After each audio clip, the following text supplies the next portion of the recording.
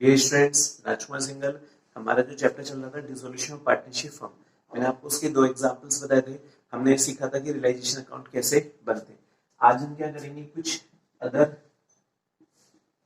Accounts भी बनाएंगे। Other accounts का मतलब यहाँ पर हम सीखेंगे पार्टनर्स कैपिटल या करंट अकाउंट। तो यहाँ पर हम बात करें अदर अकाउंट्स में पार्टनर्स कैपिटल या करंट। पार्टनर्स कैपिटल का मतलब कि अगर पार्टनरशिप हम फ्लैक्चुएटिंग मेथड अपनाएंगे तो पार्टनर्स कैपिटल, और अगर फिक्स बनाएंगे तो दोनों बनेंगे, पार्टनर्स कैपिटल पार्टनर्स करंट। फिर सेकंड क्या बनेंगे अपन, कैश या बैंक अकाउंट। सेकंड का मतलब रियलाइजेशन के बाद ये थर्ड हो गया, ये सेकंड हो गया। फोर्थ होता है हमारा अदर अदर रिक्वायरमेंट अकाउंट, जिसमें हम किसकी बात करेंगे, पार्टनर्स लोन। तो इस तरह हम क्या करेंगे, अदर अकाउंट बनाएंगे। अदर का मतलब कि एक तो पार्टनर्स कैपिटल या करंट, वैसे तो पार्टनर्स कैपिटल बनेगा, या फिर दोनों बनेंगे, पार्टनर्स कैपिटल या करंट, या फिर कैसे बैंक अकाउंट। फिर अदर रिक्वायरमेंट। अदर रिक्वायरमेंट का मतलब है पार्टनर्स लोन, कि अगर किसी पार्टनर ने पार्टनरशिप हमको क्या दे रखा है, लोन दे रखा है, तो ये हम अकाउंट आज पढ़ेंगे। तो रिलेशन अकाउंट मैंने आपको बनाना सिखाया कि रिलेशन अकाउंट में क्या प्रोसीजर होता है, और रिलेशन अकाउंट में जो प्रॉफिट या लॉस आता है। प्रॉफिट एंड लॉस कब आएगा, जब असेट से ज्यादा पैसा रिलाइज हो रहा है, लायबिलिटी कम पे करे तो प्रॉफिट, और असेट से कम पैसा रिलाइज हो रहा है, लायबिलिटी ज्यादा पे करेंगे तो लॉस है। उसका सेटलमेंट किसमें करेंगे, पार्टनर्स में। ठीक है, तो अब हम इन अकाउंट्स की क्या करेंगे, बात करेंगे। अब एक एग्जांपल लेके हम इन अकाउंट से रिलेटेड। ठीक है, हमारा एग्जांपल है, बहुत इजी सवाल है। सवाल में क्या कह रहा है कि A B and C decided to dissolve the partnership firm. मतलब तीन पार्टनर थे, इन्होंने पार्टनरशिप फर्म को डिसॉल्व करने का क्या किया, decided. The position as at 31 मार्च 2018, कि 31 मार्च 2018 को क्या पोजीशन थी, the date of dissolution was as follows, कि जिस तारीख को डिसोल्यूशन हुआ ना उस समय बैलेंस शीट आपको दे रखी कि क्रेडिटर्स कितने थे, 2,75,000। ए इज वन, ए कौन है यहाँ पर, पार्टनर। और जब ए पार्टनर तो उसका मतलब ए ने पार्टनरशिप फर्म को लोन दे रखा है, कितना, 30,000। भाई फर्म को दे रखा है तभी तो लायबिलिटी साइड में आना। अगर फर्म पार्टनर्स को देती तो कौन सी साइड में जाता, असेट्स में। फिर कैपिटल आ रही है ए बी और सी की, फर्नीचर, स्टॉक, डेटर्स, बीआर और कैश। फिर क्या कह रहा है कि they share profit and loss in the ratio of 1/2, 3/10 and C का 1/5। मतलब तीनों का क्या आ रहा है, अनइक्वल आ रहा है। तो यहाँ पर हम एलसी लेके इसको सही करेंगे। फिर कह रहे हैं कि 20,000 of the debtors provided bed, मतलब हमारे पास जो डेप्टर्स थे उसमें से 20,000 रुपए के ऐसे डेटर्स हैं जो कि क्या हो गए, बेड हो गए। तो कहने का मतलब अगर अपन बैलेंस शीट में देखें तो बैलेंस शीट में जो हमारे पास डेप्टर्स आ रहे हैं वो 2 लाख कितने का है, 40,000 के। उसमें से माइनस क्या कर देंगे, बेड, जिनसे पैसा रिलाइज नहीं होगा। 20,000 नहीं होगा, बाकी 2,20,000 होगा। तो कहने का मतलब डेटर्स से जो पैसा आएगा 2,20,000 आएगा। क्यों, क्योंकि सवाल में इतना सा कह रहा है कि 20,000 of the debtors provided bed, मतलब हमारे पास जो डेप्टर है उसमें से 20,000 क्या हो गए, बेड हो गए। तो 2,40,000 में से 20,000 ही तो बेड हुए, तो बाकी 2,20,000 क्या है, उनसे पैसा क्या होगा, रिलाइज होगा। फिर कह रहे हैं the B R were realise fully. BR का मतलब बिल रिसेबल हो गया, तो बिल रिसेबल से पूरा पूरा 30,000 पे क्या हुआ है, रिलाइज है। The stock realise 1,07,000। Furniture was taken over by B at कौन सी वैल्यू, बुक वैल्यू। मैंने आपको बताया भी था कि अगर कोई पार्टनर किसी एसेट्स को लेता है तो पार्टनर्स का नाम हो जाएगा। तो बी यहाँ पर क्या ले रहा है, फर्नीचर को, कितने का, 5,000, और कौन सी वैल्यू पे, बुक वैल्यू। मतलब बैलेंस शीट में जो अमाउंट गिवन होता है उसको हम क्या बोलते हैं, book value. And the expenses of realisation, तो रियलाइजेशन का जो एक्सपेंसेस आ रहा है वो कितना आ रहा है, 20,000। Prepare necessary accounts in the books of firm, मतलब फर्म में जो भी अकाउंट की नीड है, तो फर्म में रिलेशन अकाउंट की नीड है तो पहले अपन रिलेशन अकाउंट सीखेंगे, उसके बाद फिर अदर अकाउंट्स सीखेंगे। यहां बनाएंगे रियलाइजेशन अकाउंट।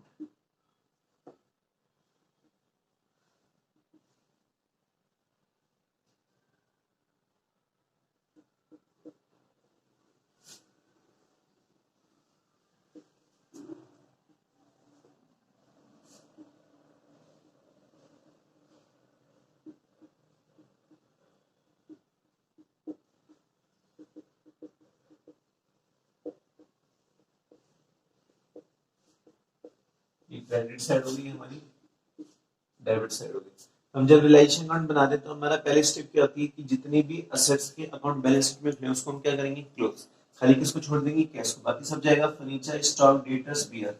यहाँ पे टू साइड में लिख देंगे to furniture, to furniture account 5,00,000, to stock account 1,75,000, to debtors account 2,40,000। अब बताओ इसमें हमने डेप्टर्स पे कोई प्रोविजन बना रखे है ही नहीं, तो जब प्रोविजन है ही नहीं तो कोई दिक्कत ही नहीं। तो यहाँ पर बात किसकी हुई, टू बीआर, तो बीआर अकाउंट कितना है, 30,000। फिर टू कैश जाएगा क्या, नहीं। अब बात आएगी लायबिलिटीज की, तो कौन कौन सी लायबिलिटीज को डालते हैं, पार्टनर्स कैपिटल और पार्टनर्स लोन को छोड़ते हैं। इसमें रिजर्व तो है नहीं, तो इसका मतलब क्रेडिटर्स जाएंगे। क्रेडिटर हमारी आउटसाइड लायबिलिटी होगी, तो बाय क्या लिख देंगे, बाय क्रेडिटर्स अकाउंट, कितने से, 2,75,000। ये हो गई हमारी असेट्स क्लोज हो गई, लायबिलिटी में जो क्रेडिट था उसको क्लोज कर दिया। अब हम असेट्स को बेच रहे हैं, तो बेचने से पैसा भी रियलाइज हो रहा है, तो क्या लिख देंगे, by cash, by cash account, और ब्रैकेट में लिख देंगे असेट्स रियलाइज्ड। अब ध्यान रखना कैश को लिख रहे हैं क्योंकि बैलेंस शीट में कैश है, अगर बैंक होता तो बैंक लिख देते, अगर दोनों होता तो क्या ट्रीटमेंट करते हो बाद में देखेंगे। यहाँ पर हम बात कर रहे थे कि जो हमारे डेटर्स थे, अभी मैंने आपको समझाया था कि हमारे जो डेटर्स है उससे कितने रियलाइज होंगे, 2,20,000। फिर हम किसकी बात करेंगे, बीआर की, तो बीआर से पूरा पैसा रियलाइज हो रहा है, तो यहाँ पे बीआर कितना लिख देंगे, 30,000। फिर स्टॉक से जो रियलाइज हो रहे हैं 1,70,000, तो यहाँ पे क्या लिख देंगे, स्टॉक 1,70,000। ये हो गया, इसको जोड़ लो, तो यहाँ आ जाएगा 10, ये आ जाएगा हमारा 4,20,000। अब यहाँ पर बी ने फर्नीचर को ले लिया, तो जब पार्टनर फर्नीचर लेता है तो एंट्री क्या बताई थी, पार्टनर्स कैपिटल, तो यहाँ पे क्या जाएगा, बाय 20 कैपिटल। देखो 20 कैपिटल क्यों कर रहे हैं, क्योंकि यहाँ पर ओनली कैपिटल की इंफॉर्मेशन है, करंट की है नहीं, होना सवाल में कह रहा है कि पार्टनर्स की कैपिटल फिक्स है, तो उसका मतलब ये मान के चलेंगे कि पार्टनरशिप हम फ्लैक्चुएटिंग मेथड अपना रही। तो यहाँ पर क्या लिख देंगे, फर्नीचर, फर्नीचर ठीक है, कितने में लिया, बुक वैल्यू में, बुक वैल्यू कितनी थी, 5,000। अब जैसे हम असेट्स को बेचते हैं तो हमारी स्टेप क्या होती है, लायबिलिटीज का पेमेंट करो। अब सवाल में कुछ नहीं कह रहा कि लायबिलिटीज का कितना पेमेंट करना है, तो जब सवाल में कुछ नहीं कह रहा तो उसका मतलब हमारे पास लायबिलिटीज तो थी क्रेडिटर्स की, और जब कुछ नहीं कह रहा तो पूरा पैसा चुकाना पड़ेगा। तो क्रेडिटर्स कितने, 2,75,000, तो यहाँ पे क्या लिख देंगे, टू कैश अकाउंट, और ब्रैकेट में लिख देंगे क्रेडिटर्स पेड।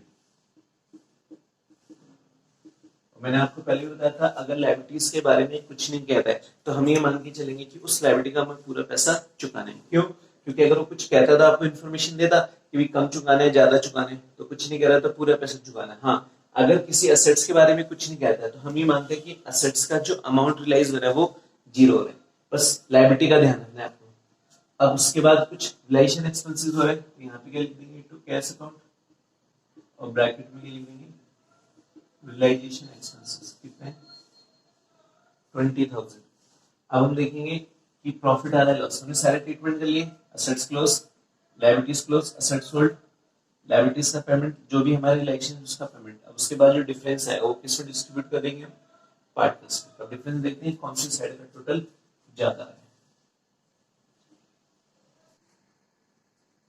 तो देखो यहाँ पर हम किसकी बात कर रहे थे, टोटल की, तो हमारे जो डीआर साइड है, तो डीआर साइड का जो टोटल आ रहा है वो कितना आ रहा है, 7,45,000, और जो हमारी क्रेडिट साइड है उसमें टोटल कितना आ रहा है, 7,00,000। तो उसका मतलब डेबिट साइड ज्यादा है किससे, क्रेडिट से। तो यहाँ 45,000 रुपए का डिफरेंस आ रहा है, 45,000 रुपए का जो डिफरेंस है वो किसमें डिवाइडेड होगा, ए, बी और सी में। तो यहाँ बात किसकी हो रही है, ए, बी और सी की। तो ए का प्रॉफिट सेल होता है 1 डिवाइड बाई 2, 3/10 और 1/5।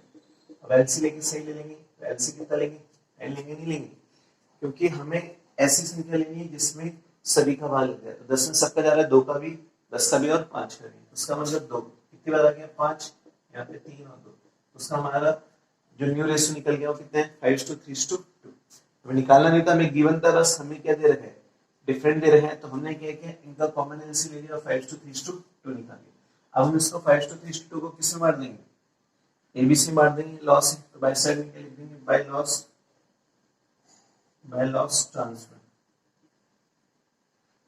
टू ए बी और सी, इसमें चला जाएगा ए कैपिटल में और बी कैपिटल में और सी कैपिटल में। थोड़ा ऊपर लिख देता हूँ मैं टोटल, यहाँ पे आ गया था इसका टोटल 7,45,000, इसका भी कितना होना चाहिए 7,45,000। अब 45,000 रुपए का जो प्रॉफिट आता है वो तीनों में बांटेंगे, तो जैसे हम तीनों में बांटेंगे तो एक का प्रॉफिट कितना हो जाएगा 22,500, सॉरी लॉस हो जाएगा, और एक का कितना हो जाएगा 13,500 और इसका कितना हो जाएगा 9,000, तो जोड़ के कितना हो जाएगा 45,000। तो कहने का मतलब जो लॉस आ रहा था पार्टनर्स में डिस्ट्रीब्यूट हो गया, तो 45,000 रुपए की लॉस को हमने 5:3:2 में बांटा, तो एक का हिस्सा कितना है 22,500, बी का 13,500, सी का 9,000। तो इस तरह हम क्या करेंगे लॉस को डिस्ट्रीब्यूट करेंगे। तो ये हमारा रिलेशन अकाउंट बन गया। अब हम इसके बाद जो नेट अकाउंट बनाएंगे,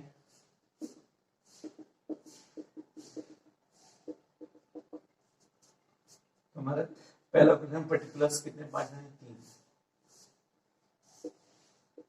अब एक चीज ध्यान रखना, इसमें डेट का कॉलम नहीं बना रहे, डेट का कॉलम बनाना जरूरी नहीं है, क्योंकि हम जो ट्रांजेक्शन करें पर्टिकुलर डेट को करें, तो पर्टिकुलर डेट का मतलब कि जिस तारीख को फंड का क्या हो रहा है डिसॉल्व हो रहा है, इसलिए कोई जरूरी नहीं है।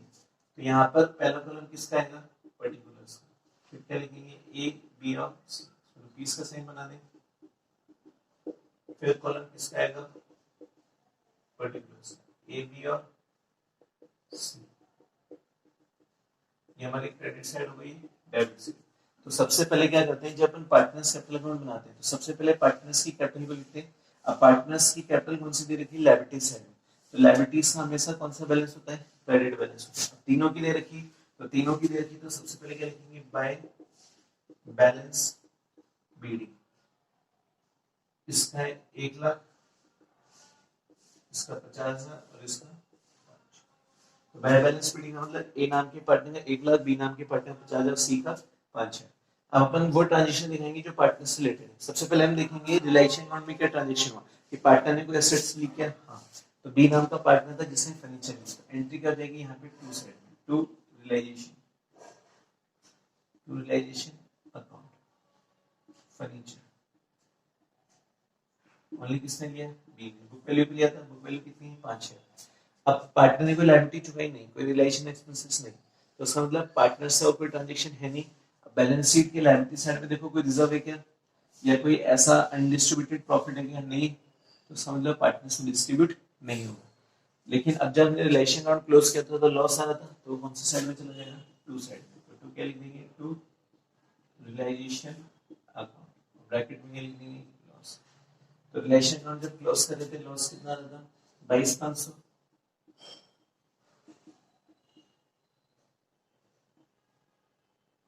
13,500, 9,000। अब अपन टोटल लगाएंगे, अब टोटल लगा के देखेंगे कि कौन सा पार्टनर पैसा लाएगा या ले जाएगा। अब एक एक क्रेडिट का टोटल ज्यादा डेबिट का कम है, तो इसका मतलब ए पैसा लेके जाएगा, क्योंकि ए पैसा लेके जाएगा तो यहाँ पे लिख देंगे टू कैश अकाउंट और ब्रैकेट में लिख देंगे फाइनल। इसका मतलब इसका भी टोटल 1,00,000,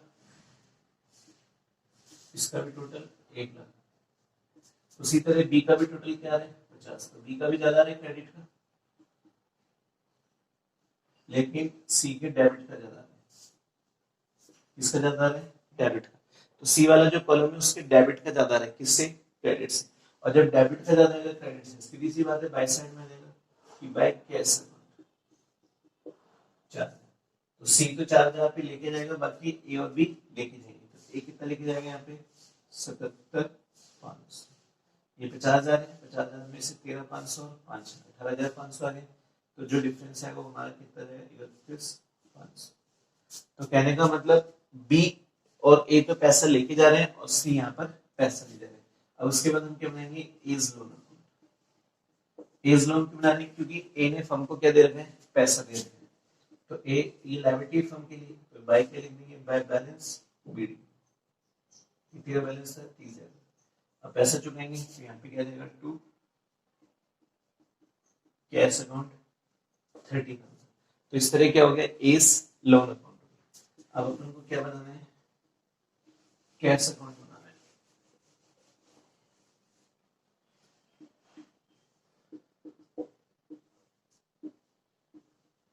कैश बिजनेस की असेट्स होती है, लायबिलिटी असेट्स होती है, तो कैश का कौन सा बैलेंस है 10 है, तो यहाँ पे क्या लिख देंगे to balance BD, opening balance लिखेंगे 10,000 से।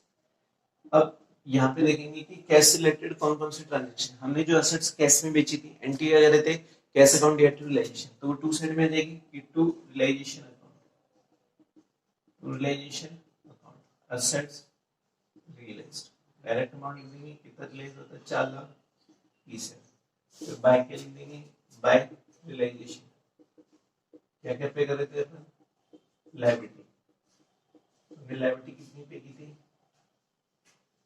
मतलब जो क्रेडिटर्स पे की थी वो 2,75,000 पे की थी, बाय रियलाइजेशन अपन रियलाइजेशन एक्सपेंसेस पे कितने की थी 20,000, बाय इज लोन अकाउंट, एक का लोन कितना चुकाया था 30,000, भाई एक का जो लोन था हमने कितना चुकाया था 30,000, क्यों, क्योंकि यहाँ पर जो ए नाम का पार्टनर ने उससे कितना लोन दे रहा था 30,000 रुपये, अब उसके बाद सब कुछ हो गया, अब पार्टनर पैसा ला रहे थे ले जा रहे थे, ए और भी तो ले जा रहे थे, तो बाय साइड में रहेगा बाय एस कैपिटल और बाय बीस कैपिटल, ये पार्टनर्स कैपिटल अकाउंट में हम कैश को टू साइड में दिखा देते, इसलिए कैश अकाउंट बनाते समय पार्टनर्स कैपिटल अकाउंट का दिखाएंगे बाय में, तो ए कितना पैसा लेके जा रहा है, तो ए लेके जा रहा था 77,500 और बी कितना ले जा रहा था 71,500, अब बात किसकी हो रही है कि सी पे ला रहा था, तो सी कैपिटल अकाउंट में जाएगी, तो सी कितना ला रहा था 4,000।